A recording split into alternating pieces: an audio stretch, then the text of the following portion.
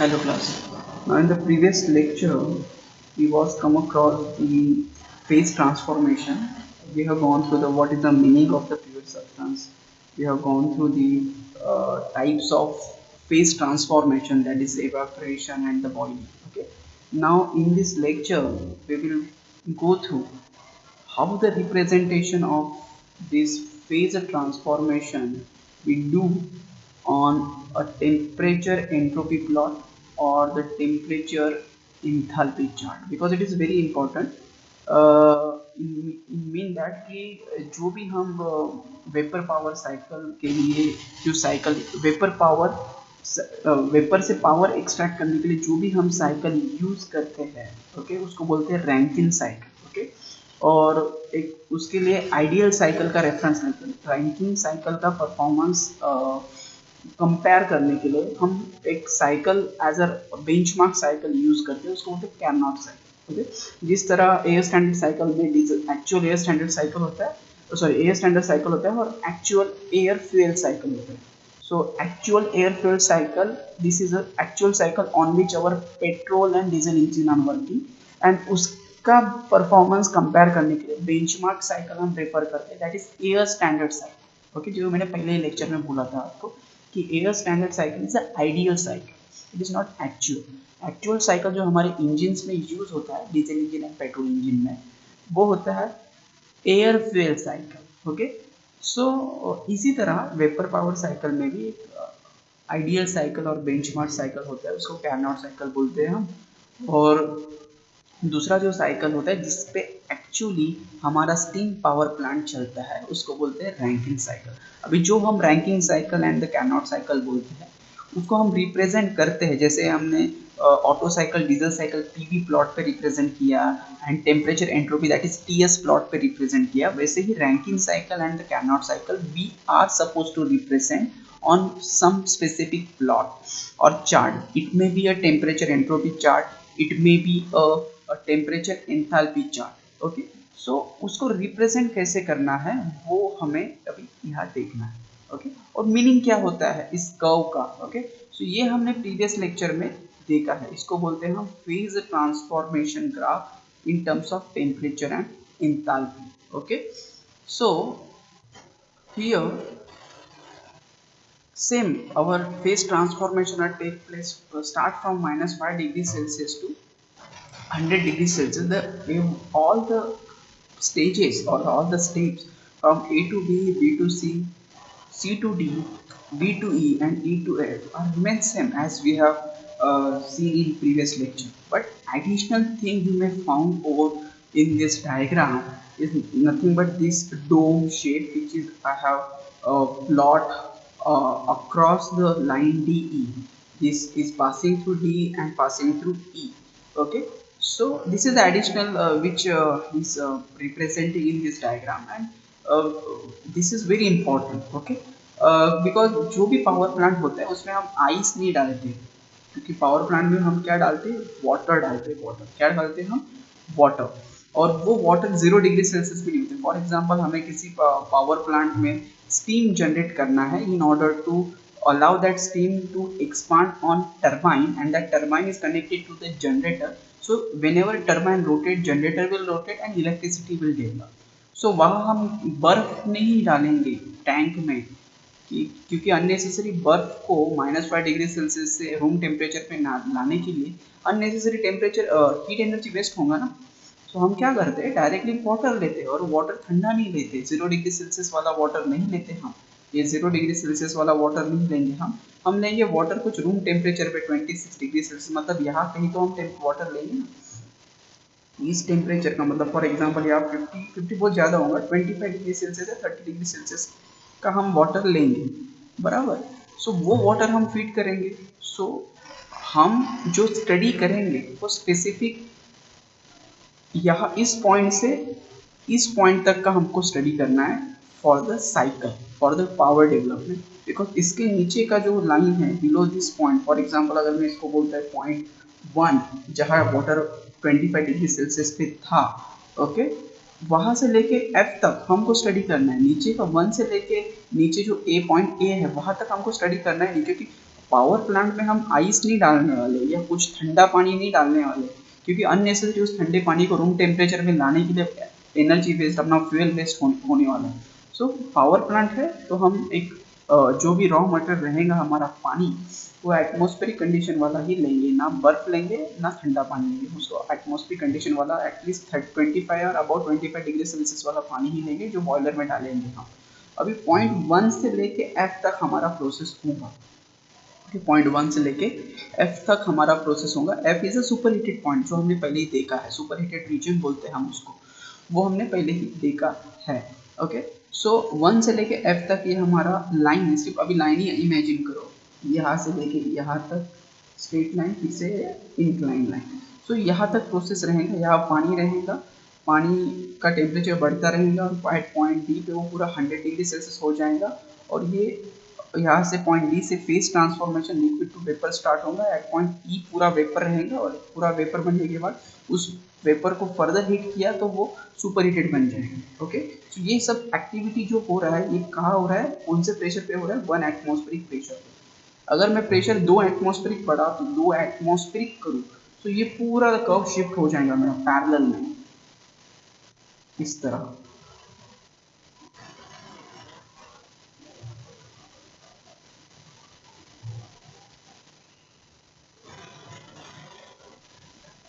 Atmosphere okay, यहाँ कुछ अलग टेम्परेचर रहेगा, मतलब आइस जो है वो कुछ 1 डिग्री सेल्सियस पे मेल्ट होगा पूरा, तो वाटर में पूरा 100 डिग्री सेल्सियस पे नहीं, वो कुछ 105 डिग्री सेल्सियस पे बॉईल होने को स्टार्ट होगा। तो जैसे ही मैंने प्रेशर बढ़ा दिया, मेरा बॉइलिंग प्रेशर बढ़ गया, मेरा आइस का मेल्टिंग टेम्परेचर बढ़ गया। जैसे मैंने प्रेशर बढ़ा दिया, एटमॉस्फेरिक प्रेशर बढ़ा दिया, 1 एटमॉस्फेरिक मतलब साथे एटमॉस्फेरिक प्रेशर, ओपन जार में मैं बॉइल वाटर को बॉईल कर रहा हूँ, आइस को बॉईल कर रहा हूँ, और यहाँ मैंने कुकर में बॉईल कर रहा हूँ फॉर एग्जांपल। सो लीड बंद है कुकर का, सो 2 एटमॉस्फेरिक प्रेशर बढ़ गया ना सिस्टम के ऊपर का, जो अपना वर्किंग सिस्टम उसका प्रेशर बढ़ गया, सो डेफिनेटली बॉइलिंग टेम्परेचर भी राइज हो जाएगा और हमारा जो आइस है उसका फ्रीजिंग टेम्परेचर भी चेंज हो जाएगा। ओके, सो इस तरह वो शिफ्ट होगा। तो ये जो हमने देखा था प्रीवियस लेक्चर में, 1 एटमॉस्फेयर, जैसे प्रेशर बढ़ेगा आपका बॉइलिंग टेम्परेचर बढ़ता है। This is the basic science we have studied in I think in 6th standard. So question आता था why at high altitude pressure cooker is used for cooking purpose. This is the basic question was asked in our 6th standard exam. क्यों हम use करते हैं? Because जैसे जैसे सी level से हम अबाउट जाते हैं तो एटमॉस्फेरिक प्रेशर कम होते जाता है। सो एटमॉस्फेरिक प्रेशर अगर कम हो रहा है तो जो पानी है वो कम टेम्परेचर पे ही बॉईल हो जाएगा, और जो हमारा फूड है वो उतने कम टेम्परेचर पे कुक नहीं हो सकता। सो पानी का बॉइलिंग पॉइंट 100 डिग्री सेल्सियस तक लाने के लिए या उससे ज़्यादा लाने के लिए हम प्रेशर कुकर यूज करते हैं at high altitude. Okay, so similar जैसे ही प्रेशर बढ़ता है बॉइलिंग पॉइंट वाटर का रेज होता है। ये बेसिक साइंस है, फिजिक्स है, जो हमने 6th स्टैंडर्ड में ही पढ़ा है शायद से। Okay, so this is a 2 atmosphere. अभी हमको क्या करना है, हम इस इतने ही कर्व पॉइंट 1 से लेके पॉइंट एफ तक ऐसे n नंबर ऑफ कर्व्स रहेंगे। मींस यहाँ मैंने 2 एटमॉस्फेयर का कर्व दिखाया, नॉट नेसेसरी यहाँ n नंबर ऑफ कर्व हो सकते हैं। अगर आप प्रेशर चेंज करें उस रिस्पेक्ट में आपका कर्व, नंबर ऑफ कर्व बनेंगे यहाँ। ओके, नंबर ऑफ कर्व बनेंगे, 2 एटमॉस्फेरिक, 3 एटमॉस्फेरिक, 4 एटमॉस्फेरिक। ओके, तो ये कर्व बनेंगे, और ये ध्यान में रखो कि पॉइंट डी है वो ऑलवेज इस, ये जो 2 निकाला मैंने उसके इस पॉइंट से लेके इस पॉइंट तक स्ट्रेट रहेगा, डी ई स्ट्रेट रहेगा, उसके बाद फिर से ऊपर चला जाएगा। ओके, तो ये डोम का बहुत इंपॉर्टेंट, अभी वो डोम क्या है वो मैं अभी आगे बताता हूँ आपको। ओके, सो अभी हमने क्या बोला कि टेम्परेचर एंट्रोपी प्लॉट हमें निकालना है। सबसे पहले टेम्परेचर एंट्रोपी देखते हैं। अभी ये जो प्लॉट था मैंने टेम्परेचर एंथैल्पी वाला था, चलो इस टेम्परेचर एंथैल्पी वाला पहले देख लेते हैं हम। सो ये है आपका टेम्परेचर एंथैल्पी, सिर्फ इतना जो एरिया है उसको मैंने हाईलाइट किया, उसको मैग्नीफाई किया है यहाँ। ओके, सो ये है आपका टेम्परेचर एंथैल्पी प्लॉट। तो ये पॉइंट हो गया आपका 1 जो मैंने वहाँ बताया था आपको। ओके, ये पॉइंट हो गया आपका D, ये पॉइंट हो गया आपका E, और ये पॉइंट हो गया आपका F। Okay, at a 1 atmospheric pressure. मैंने बाद में क्या बोला आपको कि चलो ठीक है, हम हमारा एटमॉस्फेरिक प्रेशर में हो रहा है ये एक्टिविटी, चलो हम उसका प्रेशर बढ़ा देते हैं, इस पॉइंट को D को थोड़ा नीचे भी लेते हैं। ओके, हम इस 1 को भी नीचे ले लेते हैं। ओके, सो अब बोलता हूँ मैं कि 2 एटमॉस्फेरिक प्रेशर पे भी बॉइलिंग का एक्टिविटी चल रहा है, सो उसको भी रिप्रेजेंट करना है अगर मुझे इस टीएस प्लॉट पे। So this will be my activity, this is one. दूसरा एक्टिविटी के लिए this activity run at 2 atmospheric pressure. Okay, so यहाँ इस ये जो 2 एटमॉस्फेरिक प्रेशर पे एक्टिविटी हो रहा है बॉइलिंग का, वो उसका कुछ बॉइलिंग टेम्परेचर हो सकता है 105 degree Celsius, not exactly. Steam table पे देखोगे तो एग्जैक्ट टेम्परेचर पता रहेगा आपको, टी सैचुरेटेड टेम्परेचर बोलते हैं हम उसको। और सिमिलरली ये जो 1 एटमॉस्फेरिक प्रेशर है उसका एक्टिविटी जो 1 एटमॉस्फेरिक है वो 100 डिग्री सेल्सियस रहेगा। अगर समझो आप बोलोगे कि मुझे 1 एटमॉस्फेरिक प्रेशर से नीचे के इस पे बॉइलिंग करना है, तो हाँ हो सकता है, वो भी हो सकता है। उसके लिए भी हम ग्राफ निकालते चलो, उसको बोलते हैं हम 0.9 एटमॉस्फेरिक प्रेशर। ओके, सो उधर बॉइलिंग पॉइंट जो रहेगा वाटर का वो 100 डिग्री सेल्सियस से कम रहेगा। फॉर एग्जांपल चलो तो 95 डिग्री सेल्सियस रहेगा, सो वाटर वहाँ 95 डिग्री सेल्सियस पे बॉइल होगा। So this is a nature of curve on TH plot, temperature enthalpy plot. ऐसे आता है प्रेशर लाइन, नीचे से स्टेट होता है that is point B, that is point E, and उसके बाद ऊपर चला जाता है। अभी इस डोम के बारे में हमें पता करते हैं, डोम क्या चीज है। तो इस डोम को बोलते हैं सैचुरेशन डोम। क्या बोलेंगे हम इसको, ये है सैचुरेशन डोम।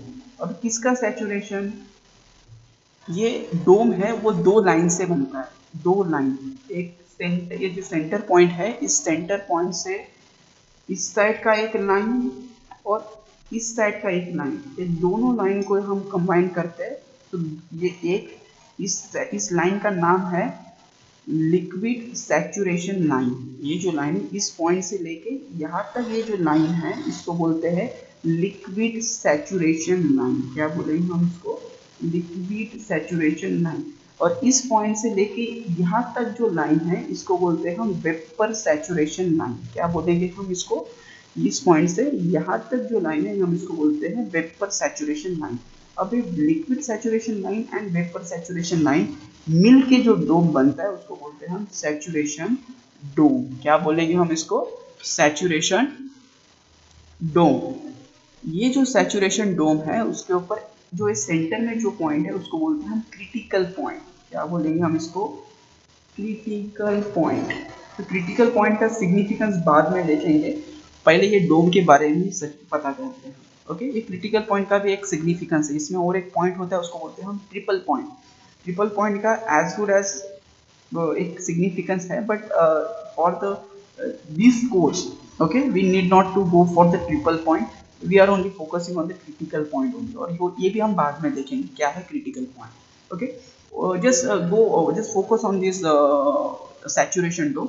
ये जो सैचुरेशन क्रिटिकल पॉइंट से इस साइड का जो लाइन है हम उसको बोलते हैं लिक्विड सैचुरेशन लाइन, एंड इसको बोलते हैं हम वेपर सैचुरेशन पॉइंट। अभी क्या हो रहा है कि इस पॉइंट से लेके हम हीट सप्लाई कर रहे हैं वाटर को। मैंने क्या बोला कि पावर प्लांट है, तो पावर प्लांट में हम आइस तो फीड नहीं करेंगे, या हम 0 डिग्री सेल्सियस का वाटर भी फीड नहीं करेंगे। हम वाटर फीड करेंगे तो एटलीस्ट कुछ रूम टेम्परेचर वाला वाटर फीड करेंगे। तो इस पॉइंट पे हम समझो 25 डिग्री सेल्सियस या 30 डिग्री सेल्सियस वाटर फीड कर रहे हैं बॉयलर में। तो वो बॉयलर में हीट फीड करने के बाद 1 एटमॉस्फेरिक प्रेशर वाला लाइन ले रहा हूँ मैं।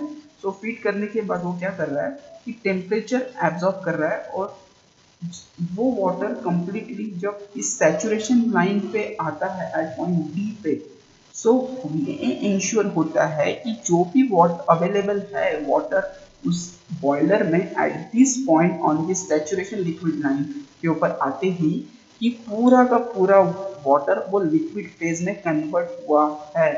ओके, एंड वो उसके सैचुरेशन टेम्परेचर पे पहुंचे। अभी सैचुरेशन टेम्परेचर ये, so this saturation temperature which is present at point D is indicating 100 degree Celsius. So saturation temperature means here what कि जो टेम्परेचर पे वाटर हमारा बॉइल होने को स्टार्ट हो रहा है, पॉइंट 1 to D हम पूरा जो भी सब्सटेंस है वो वाटर में कन्वर्ट हुआ। जैसे ही ये सैचुरेशन लिक्विड लाइन पे पॉइंट डी के पर पॉइंट आ जाता है तो पूरा सब्सटेंस पूरा वाटर लिक्विड फॉर्म में रहता है।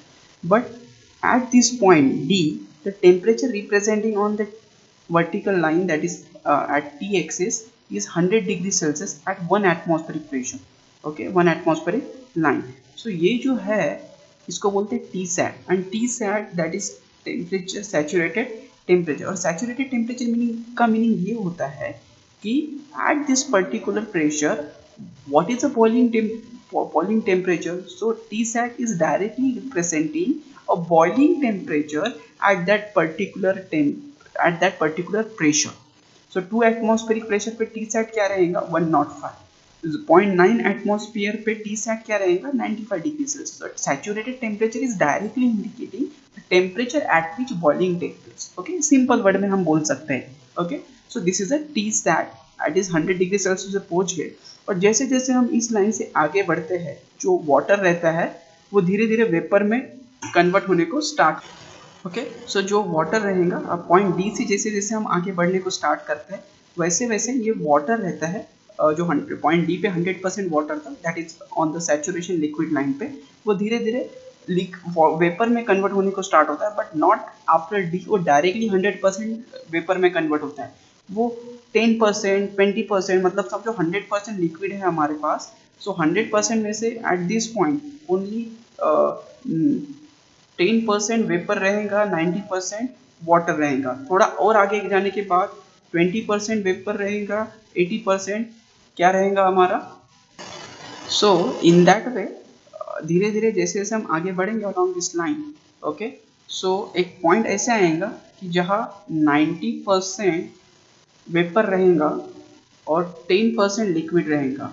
और जैसे ही ये जो पॉइंट है हम ई पे पहुँचते हैं पॉइंट ई पे, सो उस टाइम 100% वेपर रहेगा एंड 0% आपका लिक्विड रहेगा. ओके, जैसे हम पॉइंट ई पे पहुंचेंगे इस पॉइंट पे मीन्स हम कहाँ पहुंच रहे हैं हम वेपर सैचुरेशन लाइन पे पहुंचेंगे तब. मतलब वेपर लिक्विड सैचुरेशन लाइन से हमने स्टार्ट किया जहाँ 100% लिक्विड था और जैसे जैसे हम आगे बढ़ते गए मतलब ड्यूरिंग दिस प्रोसेस D2E हमने हीट सप्लाई किया. ओके, और जैसे जैसे हम हीट सप्लाई करते गए वैसे वैसे लिक्विड का प्रोपोर्शन कम होते गया, वेपर का प्रोपोर्शन बढ़ते गया एंड जैसे ही पॉइंट ई पे पहुंचे हमारा जो भी लिक्विड है वो 100% वेपर में कन्वर्ट हुआ. जैसे ही हम वेपर सैचुरेशन लाइन पे पहुंचे और पॉइंट ई पे 100% वेपर एंड 0% लिक्विड रहा. So at point at a line of vapour saturation line. अब ये भी ध्यान में दो कि पॉइंट D2 ये स्ट्रेट लाइन है क्योंकि वो कौन सा पॉइंट बोलते हैं हम इसको बोलते हैं लैटेंट हीट क्योंकि ये सेंस नहीं होता ना. Latent heat without changing temperature आपका फेज ट्रांसफॉर्मेशन हो रहा है. हमने देखा फेज ट्रांसफॉर्मेशन प्लॉट पे तो without changing temperature phase transformation होता है. 1 एटमॉस्फेरिक प्रेशर पे 100 डिग्री पे होगा ये फेज ट्रांसफॉर्मेशन. 2 एटमॉस्फेरिक प्रेशर पे ये 105 डिग्री सेल्सियस पे होगा. 0.9 एटमॉस्फेरिक प्रेशर पे 95 डिग्री सेल्सियस पे होगा phase transformation. Okay, so with respect to the pressure ये फेज ट्रांसफॉर्मेशन अलग अलग सैचुरेशन टेम्परेचर पे होगा मतलब अलग अलग बॉइलिंग टेम्परेचर पे होगा.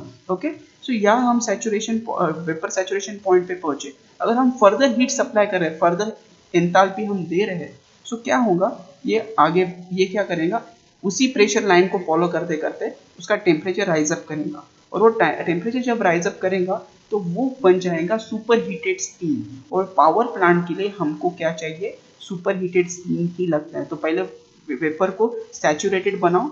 ये सैचुरेटेड लिक्विड था, सैचुरेटेड लिक्विड को सैचुरेटेड वेपर बनाओ और सैचुरेटेड वेपर को हम सुपर हीटेड बनाते हैं to use as a high potential steam to develop electricity in thermal power plant. Okay, so ये बन जाएगा 1 एटमॉस्फेरिक पे सुपर हीटेड स्टीम.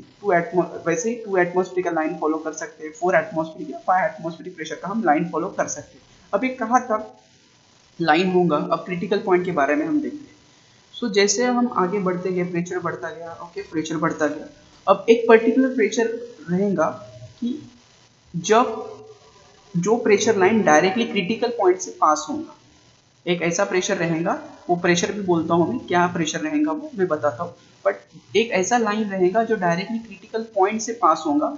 उसमें क्या होता है कि लिक्विड डायरेक्टली वेपर में ट्रांसफॉर्म हो जाएंगे. जैसे हम लिक्विड देते हैं वो डायरेक्टली वेपर में फॉर्म होगा. बीच में ये जो टाइम रहता है ये ड्यूरेशन रहेगा D2E वो ड्यूरेशन भी रहेगा. जैसे ही लिक्विड हम डालेंगे उस प्रेशर में बॉयलर के अंदर और फटाक से वेपर में चला जाएगा. So liquid to vapour transmission within a second हो जाता है जब आपका ये जो vapour transformation line critical point से पास होता है। अभी वो कुछ कौन से प्रेशर टेम्परेचर कंडीशन पे क्रिटिकल पॉइंट कौन से टेम्परेचर या प्रेशर कंडीशन पे क्रिटिकल पॉइंट से आपका लाइन पास होता है, वो हम नेक्स्ट लेक्चर में देखेंगे। या ये आपको एक होमवर्क लो कि वो फाइंड आउट करो कि एट क्रिटिकल पॉइंट स्टीम का प्रेशर क्या रहेगा और टेम्परेचर क्या रहेगा एट क्रिटिकल पॉइंट। ओके, ये आपके लिए होमवर्क है, आप ढूंढो वो, अगर आपको नहीं मिलता तो मैं बताऊंगा आपको। सो एक ऐसा लाइन रहेगा जो लाइन क्रिटिकल पॉइंट में से पास होता है, वहाँ D to E a distance जो है फेस ट्रांसफॉर्मेशन का वो नहीं रहेगा। उधर डायरेक्ट लिक्विड जैसे ही बॉयलर में डालते हैं उस प्रेशर पे और उस टेम्परेचर पे फटाक से वो क्या हो जाएगा, वेपर में कन्वर्ट हो जाएगा। तो इसलिए उसको बोलते हैं क्रिटिकल पॉइंट। और बियॉन्ड दिस पॉइंट अगर हम ट्रांसफॉर्मेशन कर रहे हैं तो उधर लिक्विड रहता है नहीं, वो पूरा वेपर ही रहता है। सो हमारा फेस ट्रांसफॉर्मेशन सिर्फ इस डोम के अंदर रहता है, सैचुरेशन डोम के अंदर ही हम काम करते हैं, सैचुरेशन डोम के बाहर हम काम नहीं करते। ओके, तो इसलिए ये डोम बहुत ही इंपॉर्टेंट है, सैचुरेशन डोम ये बहुत ही इंपॉर्टेंट है। इसका क्रिटिकल पॉइंट का जो टेम्परेचर और प्रेशर है वो बहुत इंपॉर्टेंट, इस टेम्परेचर प्रेशर के बियॉन्ड हम नहीं काम करते। Okay, so this is the thing कि हम क्या, ये सिग्निफिकेंस क्या है इस डोम का। ओके, और दूसरी बात ध्यान में रखिए कि जैसे जैसे पॉइंट डी से ई तक हम ट्रैवल करते हैं, परसेंटेज ऑफ वेपर बढ़ता है और परसेंटेज ऑफ लिक्विड कम होते जाता है। और इसको हम बोलते हैं कि transformation of wet steam to dry steam. क्योंकि इस पॉइंट पे अगर हम स्टीम देखें तो उसमें कुछ 20% ही वेपर रहेगा और 80% लिक्विड रहेगा। अगर इस पॉइंट पे देखेंगे तो 40% वेपर बन जाएगा, 60% लिक्विड रहेगा। सो जैसे जैसे हम आगे जाएंगे वैसे वैसे वो वेट स्टीम जो रहेगा वो ड्राई स्टीम की तरफ मूव होता है, ड्राई स्टीम में कन्वर्ट होता है। और एट पॉइंट ई पे हमें 100% ड्राई स्टीम मिलता है, या हम उसको बोलते हैं सैचुरेटेड स्टीम मिलता है। Okay, so this is your saturation, this is our saturation dome. Now यही प्लॉट हम टीएस टेम्परेचर एंट्रोपी प्लॉट पे कैसे निकाला। टेम्परेचर एंट्रोपी प्लॉट में इसलिए बोल रहा हूँ क्योंकि ये जो cycle power plant, thermal power plant या स्टीम पावर प्लांट जो साइकिल यूज करता है दैट उसको बोलते हैं हम रैंकिन साइकिल। ये जो रैंकिंग साइकिल है वो टेम्परेचर एंट्रोपी प्लॉट पे हम रिप्रेजेंट करते हैं। जैसे हमने ऑटो साइकिल या डीजल साइकिल पीवी प्लॉट पे रिप्रेजेंट किया था, वैसे ही ये जो रैंकिंग साइकिल होता है वो हम टेम्परेचर एंट्रोपी प्लॉट पे रिप्रेजेंट करते हैं। वो इजी पड़ता है, या it is very convenient to understand when representing on the temperature entropy plot. So इसलिए हमको टेम्परेचर एंट्रोपी प्लॉट देखना है। Okay, so temperature entropy plot जब हम बनाते हैं तो टेम्परेचर एंथैल्पी प्लॉट जो ये नीचे वाला देखा है उसमें थोड़ा सा जो डोम रहता है हमारा थोड़ा सा स्लांट कर्व जैसा रहेगा, थोड़ा सा इस टाइप में, इस साइड में झुका हुआ रहेगा। बट जब हम टेम्परेचर एंट्रोपी प्लॉट देखते हैं तो हमारा जो डोम रहता है वो एकदम स्ट्रेट दिखेगा। ओके, और जो लाइन है आपका प्रेशर लाइन वो same as temperature entropy plot ही बिहेव कर रहा है, नीचे से आ रहा है, स्ट्रेट जा रहा है और फिर ऊपर चला जा रहा है। ओके, सो ये हो गया 1 एटमॉस्फेरिक का। सिमिलरली अगर आपको 2 एटमॉस्फेरिक का निकालना है तो in this fashion you can draw it. Okay, आपको 0.9 एटमॉस्फेरिक का निकालना है तो similarly same way you can draw it. Okay, so this is a 0.95 atmospheric. Okay, this is a 2 atmospheric, same way यहाँ पे क्रिटिकल पॉइंट रहता है। Okay, so it's at the apex of the or at the top of the your dome. Okay, so ये हो गया represented on the temperature entropy plot. अब ये temperature entropy plot हमको बहुत important है ranking cycle and the Carnot cycle समझने के लिए। Carnot cycle and ranking cycle, ये दो साइकिल्स है। जो फर्स्ट साइकिल है कैरनॉट साइकिल, ये स्टैंडर्ड साइकिल है, बेंचमार्क साइकिल है थर्मल पावर प्लांट की। On the basis of this हम कंपेयर करते हैं एक्चुअल साइकिल की, उसका परफॉर्मेंस आइडियल साइकिल के रिस्पॉन्स में कितना कम है। So Carnot cycle is the ideal cycle for the steam power plant, and the Rankine cycle is the actual cycle on which we supposed to work or we supposed to develop power. Okay, so ये हो गया आपका Carnot cycle and the Rankine cycle. अभी properties of steam कुछ बाकी हो, properties of steam के लिए मैं एक थर्ड पार्टी वीडियो आपको अपलोड लिंक दूंगा, आप वो उसके थ्रू वो देख लीजिए। ओके, और कुछ डाउट रहेगा तो आप कमेंट कीजिए कमेंट सेक्शन में, so we will clear that doubt. Thank you.